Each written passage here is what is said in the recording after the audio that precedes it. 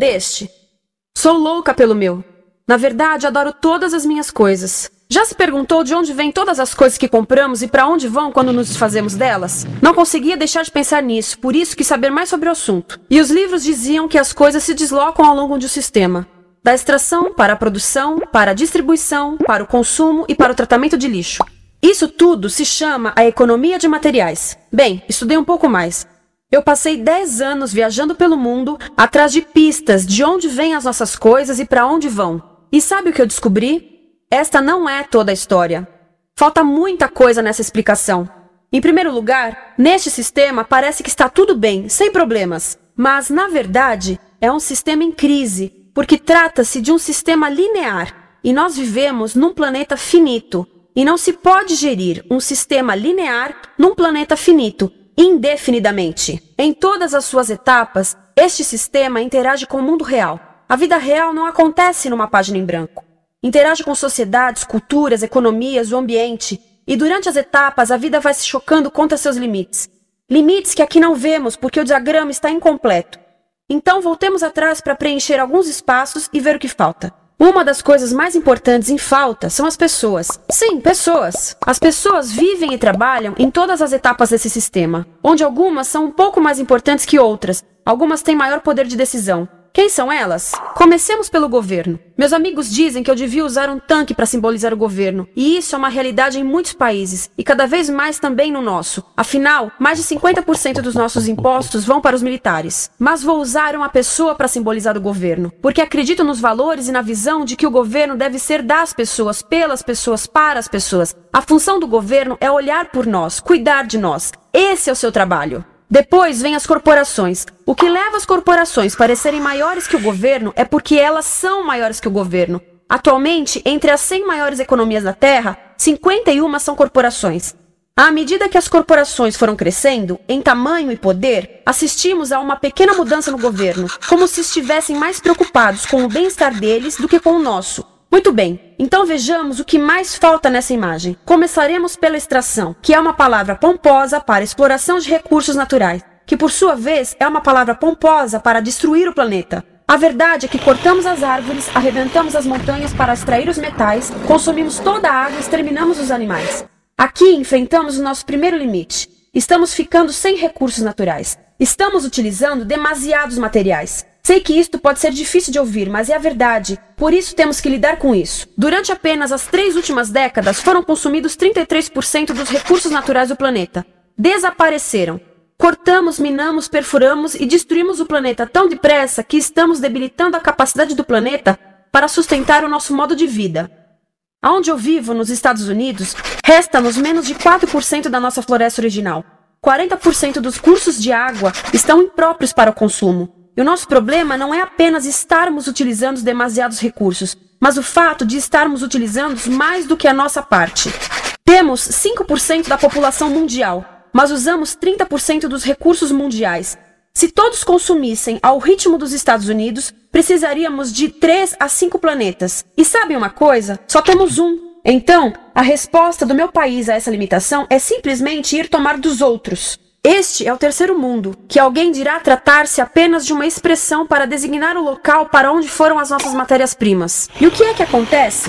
A mesma coisa, destruição do local. 75% das zonas de pesca do planeta estão sendo exploradas ao máximo ou além da sua capacidade. Desapareceram 80% das florestas originais do planeta.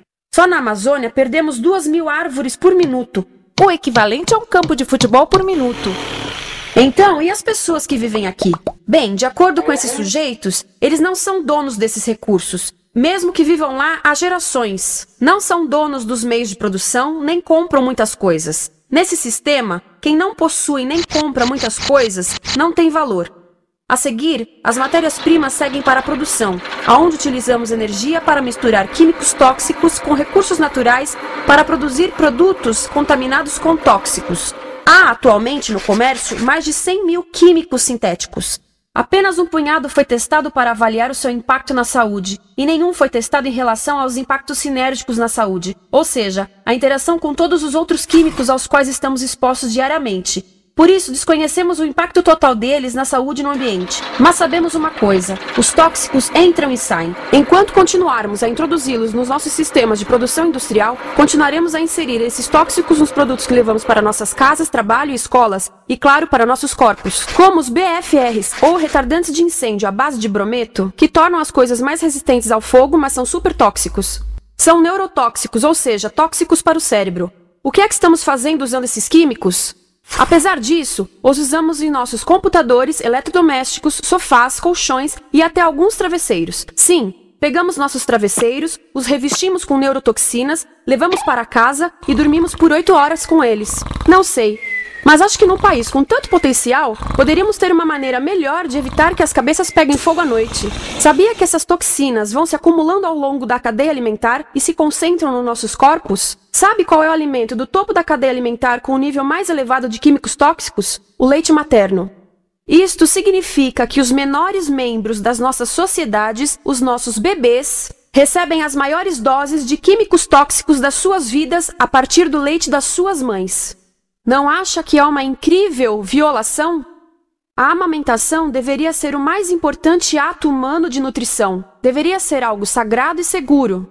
A amamentação continua a ser o melhor e as mães devem amamentar, mas nós deveríamos proteger esse ato. Eles deviam protegê-lo. Eu pensava que zelavam pelos nossos interesses. As pessoas que mais sofrem com esses produtos químicos são os trabalhadores das fábricas. Muitos são mulheres em idade reprodutiva, que trabalham com toxinas que afetam a gestação, carcinogênicos e muito mais.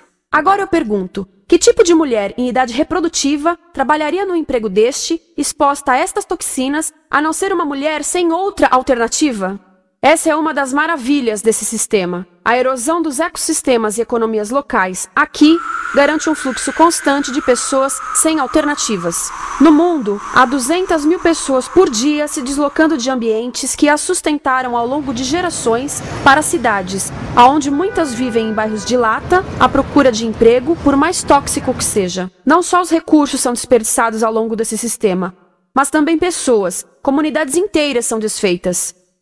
Sim, as toxinas entram e saem. Muitas delas saem das fábricas em produtos, e muitas mais saem como subprodutos, ou poluição. E estamos falando de muita poluição. Nos Estados Unidos, as indústrias admitem liberar mais de 1.800.000 quilos de químicos tóxicos por ano. Deve ser muito mais, porque isso é o que eles admitem. Trata-se de outro limite, porque quem quer ver e respirar 1.800.000 quilos de químicos tóxicos por ano? Então o que eles fazem? Mudam as fábricas poluidoras para o estrangeiro, para poluir outros países. Mas, surpresa, grande parte dessa poluição volta para nós trazida pelo vento. E o que acontece depois de todos os recursos naturais serem transformados em produtos? Passam por aqui, para a distribuição, o que significa vender todo o lixo contaminado com toxinas o mais rápido possível.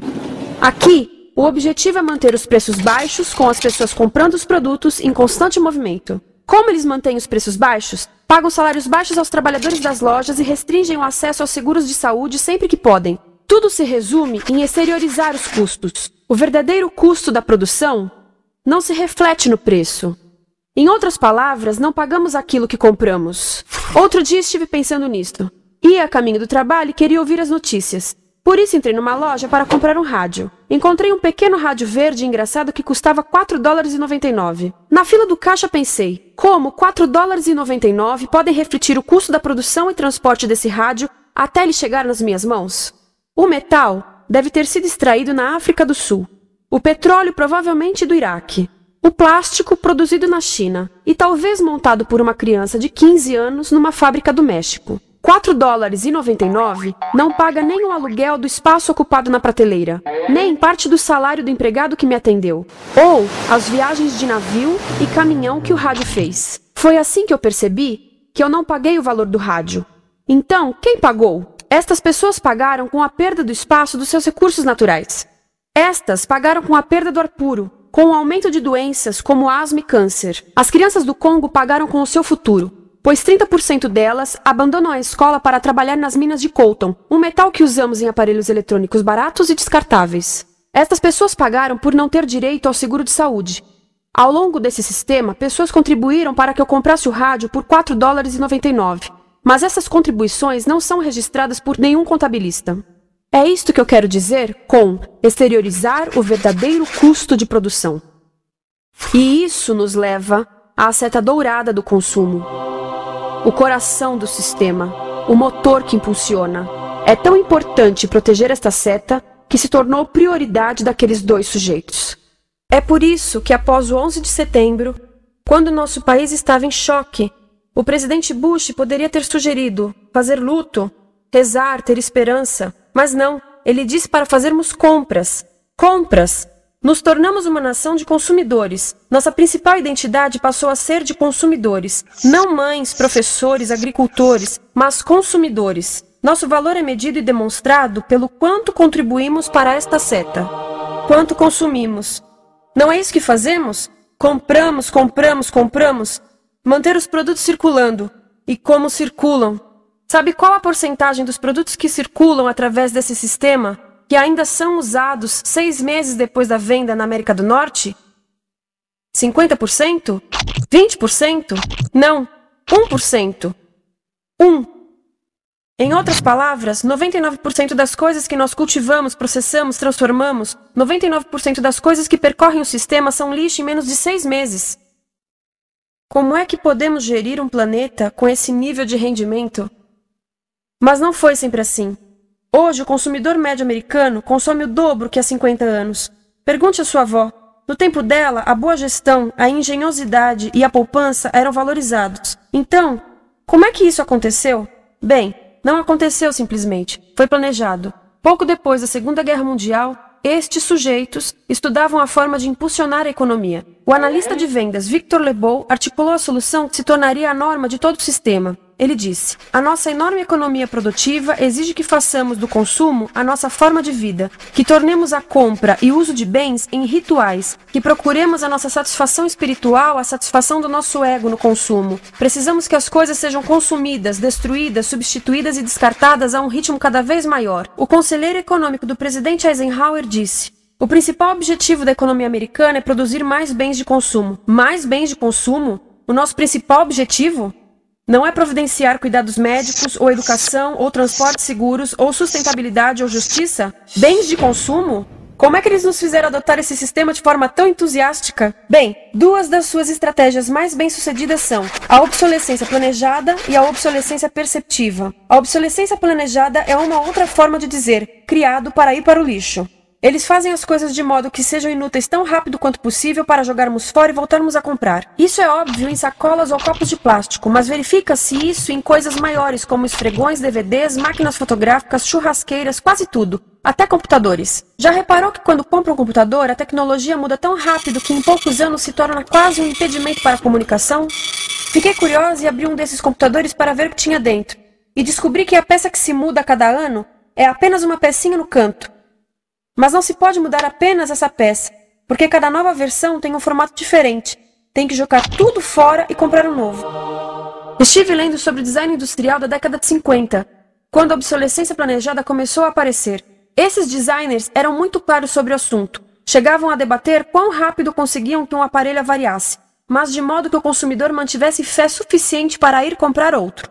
Foi tão intencional, mas as coisas não avariam suficientemente rápido para manter essa seta funcionando.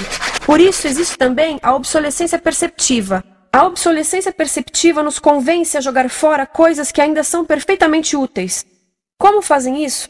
Mudam a aparência das coisas. Por isso, se comprou suas coisas há alguns anos, todos percebem que você não tem contribuído para essa seta. E como o nosso valor depende da nossa contribuição para essa seta, isso pode ser embaraçoso.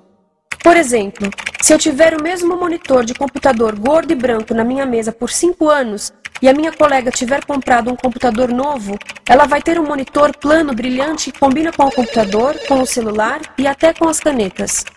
Ela parece estar operando uma nave espacial e eu pareço que tenho uma máquina de lavar na mesa. A moda é outro bom exemplo. Já se perguntou por que os saltos dos sapatos das mulheres passam de largos para finos num ano e no próximo de finos para largos? Não é por haver um debate sobre qual deles é mais saudável. É porque usar saltos largos num ano de saltos finos mostra que você não contribuiu recentemente para a seta. Por isso não vale tanto quanto a pessoa com saltos finos ao seu lado, ou em um anúncio. É para comprarmos sapatos novos. A publicidade e a mídia em geral têm um papel importante nisto. Cada um de nós nos Estados Unidos é bombardeado com mais de 3.000 anúncios por dia. Vemos mais publicidade num ano do que as pessoas há 50 anos viam em toda a vida. Qual é o objetivo de um anúncio, se não nos fazerem felizes com o que temos?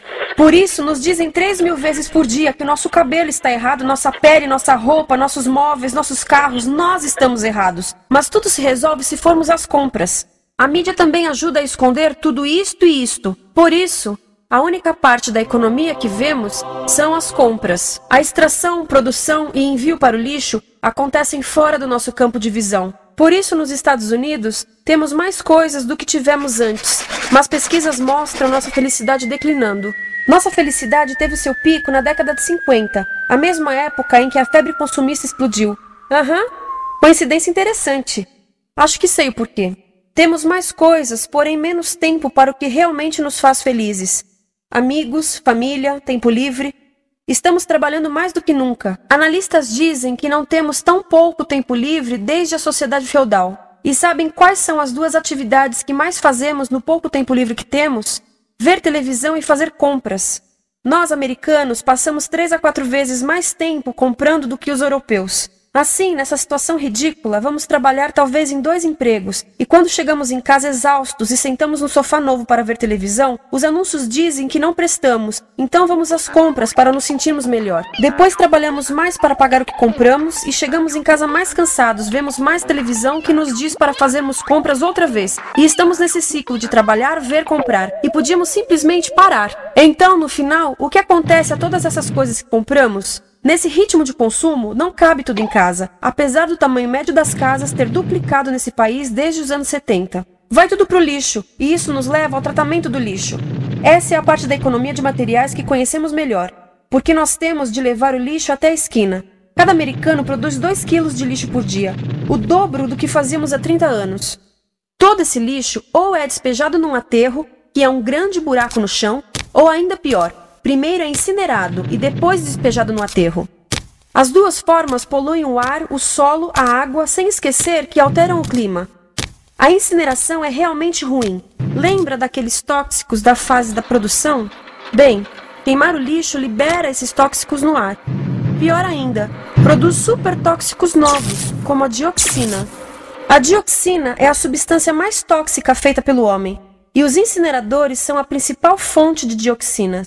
Isso significa que podemos parar a principal fonte da mais tóxica substância conhecida e feita pelo homem, simplesmente parando de queimar o lixo. E podemos parar hoje. Algumas empresas não querem criar aterros e incineradores aqui. Por isso, também exportam os resíduos. Então, e a reciclagem? A reciclagem ajuda? Sim, a reciclagem ajuda. Ela reduz o lixo nessa extremidade e depois reduz a pressão para minerar e colher mais nessa extremidade. Sim, sim, sim, todos devemos reciclar, mas reciclar não é o suficiente. Reciclar nunca será suficiente, por 2 razões. Primeiro, o lixo que vem das nossas casas é apenas a ponta do iceberg. Para cada saco de lixo que deixamos na esquina, 70 sacos de lixo são criados anteriormente, só para fazer o lixo desse saco que deixamos na esquina.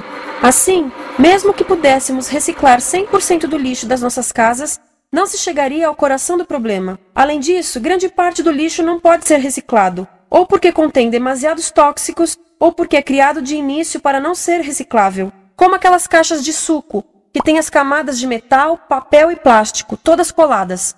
Não dá para separar essas camadas para reciclá-las. Como se vê, é um sistema em crise. Por todo o percurso, estamos batendo em limites, do clima em mudança ao decréscimo da felicidade.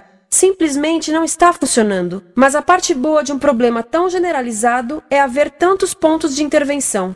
Há pessoas trabalhando aqui salvando florestas, e aqui na produção limpa. Pessoas trabalhando em direitos do trabalho, em comércio justo, em consumo consciente, no bloqueio de aterros e incineradores. E muito importante em recuperar o nosso governo, para que seja realmente pelas pessoas e para as pessoas. Todo esse trabalho é criticamente importante, mas as coisas vão realmente começar a se mover quando enxergarmos as ligações, quando enxergarmos o panorama geral. Quando as pessoas ao longo do sistema se unirem, poderemos reivindicar e transformar esse sistema linear em algo novo, um sistema que não desperdice recursos ou pessoas, porque aquilo de que precisamos nos livrar é da antiga mentalidade de usar e jogar fora. Há uma nova escola de pensamento nesse assunto, e é baseada em sustentabilidade e equidade, química verde, zero resíduos, produção em ciclo fechado, energia renovável, economias locais vivas, já está acontecendo. Há quem diga que é irrealista, idealista, que não pode acontecer. Mas eu digo que quem é irrealista são os que querem continuar pelo velho caminho. Isso é que é sonhar. Lembre-se que a velha forma não aconteceu por acaso. Não é como a gravidade que temos que conviver. As pessoas a criaram, e nós também somos pessoas. Por isso vamos criar algo novo.